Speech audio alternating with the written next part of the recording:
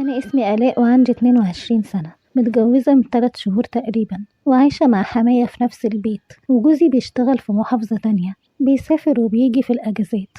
الأجازة بتاعت جوزي تقريبا بتكون كل شهرين وبتبقى أسبوع بس، وبيقعد معايا وبيمشي تاني. واخوات جوزي كلهم متجوزين، وأوقات بيجوا زيارات ليا والحماية. وحماتي الله يرحمها متوفية من زمان، من قبل ما اتجوز، من وقت ما جوزي بقى يسافر ويروح شغله. وانا بحس اني زعلانه ومتضايقه على طول، وفضلت اشتكي لماما كتير. بقيت اقول لها ان انا زعلانه ان جوزي على طول في شغله وسايبني. انا زهقت من القعده لوحدي، ووقتي كله بيبقى في شغل البيت وفي خدمه حمايه، وحاسه اني ما فرحتش بحياتي وبجوازتي، وعلى طول متضايقه وحاسه اني زعلانه ووحيده. على طول زعلانه ان جوزي بعيد عني، وانا لسه متجوزه جديد وما فرحتش بيه وما فرحتش بحياتي معاه.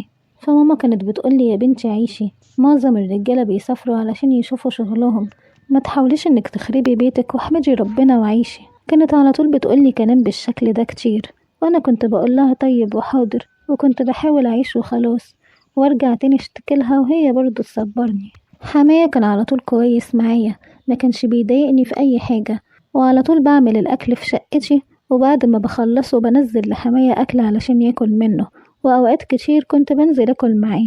حماية كان كويس على طول ومش بيتدخل في أي حاجة.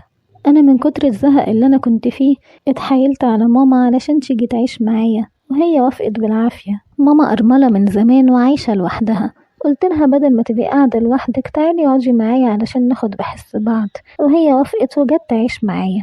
من يوم ما ماما جت تعيش معايا وحماية بقى يطلع عندي في الشقة كتير قوي، بقى ياكل معانا ويسهر معانا، بقى معظم الوقت يعني مش بياكل في شقته لوحده.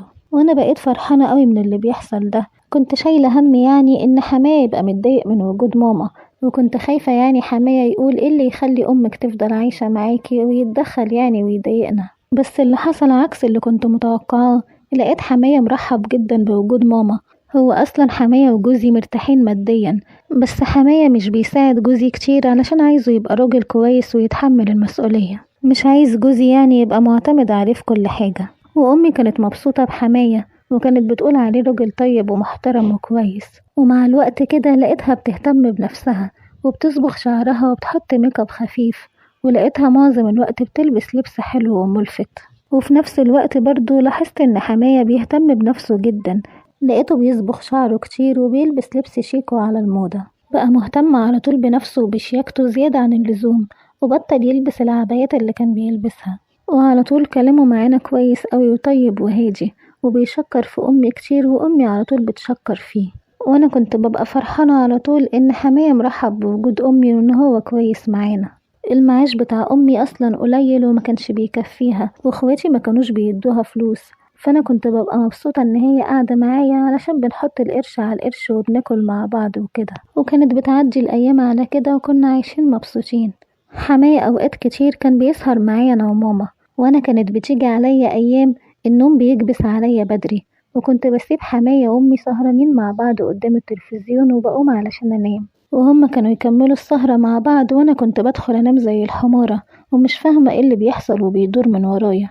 لحد مع الوقت كده لقيت أمي كل كام يوم تقولي أنا هروح شقتي أبص عليها، وممكن لو الوقت اتأخر عليا أبات في الشقة وأجيلك بكرة. وانا اقول لها لا خليكي، وهي تقول لي لا انا عايزه اروح شقتي ابص عليها واروقها.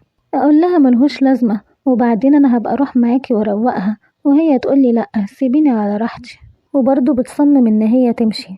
وعلى طول كنت بلاقي حماية في نفس اليوم اللي امي بتمشي فيه ده بيخرج بره البيت كام ساعه كده وبعدين بيرجع، وبعد شويه امي تيجي وما تباتش في شقتها. وحماية طول ما امي مش موجوده ما كانش بيجي عندي خالص، بس اول ما امي تيجي عندي في الشقه حماية يروح طالع ويقعد معانا على طول، وأول ما أمي تمشي حماية يخرج على طول.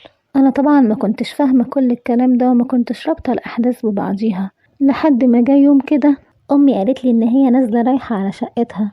قلت لها تمام، ووقت ما أمي كانت نازلة أنا طلعت البلكونة علشان أفتح الإزاز علشان أهوي الأوضة وكده، وقلت هقول لأمي تجيبلي معاها فاكهة وهي جاية.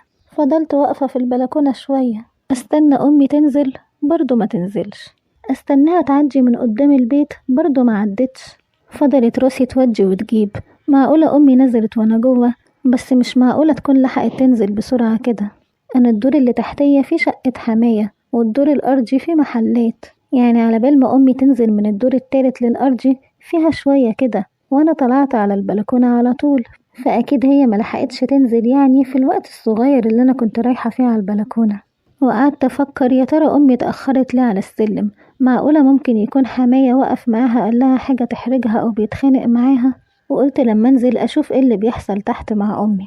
حماية على طول سايب معايا مفتاح الشقة بتاعته، علشان يعني لو احتجت حاجة من الشقة وهو مش موجود أنزل أخدها على طول، عشان يعني معظم الخزين بتاع الأكل في الشقة بتاعت حماية، فكنت متعودة على طول إني لما بحتاج حاجة من الخزين بتاع الأكل بنزل أخدها على طول، ولو حماية موجود بيبقى عارف، ولو مش موجود لما بيرجع بقوله على الحاجة اللي خدتها. نزلت قدام شقة حماية وخبطت عليه بس ما فتحليش، قلت يمكن يكون بيتفرج على التلفزيون وصوته عالي وما سمعش صوت الخبط بتاعي، ففتحت باب الشقة على طول. ومن أول ما دخلت الشقة سمعت صوت طالع من الحمام، والصوت اللي كان طالع كان مبين إن ده واحد وواحدة مع بعض، فتوقعت وقتها إن حماية يكون جايب واحدة، وقلت وانا مالي انا هطلع على شقتي وخلاص. ولما كنت خلاص هطلع سمعت الصوت كويس ولقيته صوت امي. اتجننت وقلت معقولة اللي مع حماية جوه دي تبقى امي؟ يعني المفروض امي سايباني ورايحة على شقتها وتضحك عليا وتنزل هنا عند حماية. وافتكرت كل اللي كان بيحصل قبل كده، وقلت يبقى كل مرة كانت بتنزل فيها كانوا هما الاتنين بيبقوا مع بعض هنا. اتصدمت جدا من اللي انا سمعته وما كنتش عارفة اعمل ايه. بعد ما كنت هفتح باب الشقة واطلع تاني، غصب عني رجعت تاني على باب الحمام وزقت الباب عليهم، وشفت أصعب منظر ممكن أشوف أمي فيه في حياتي.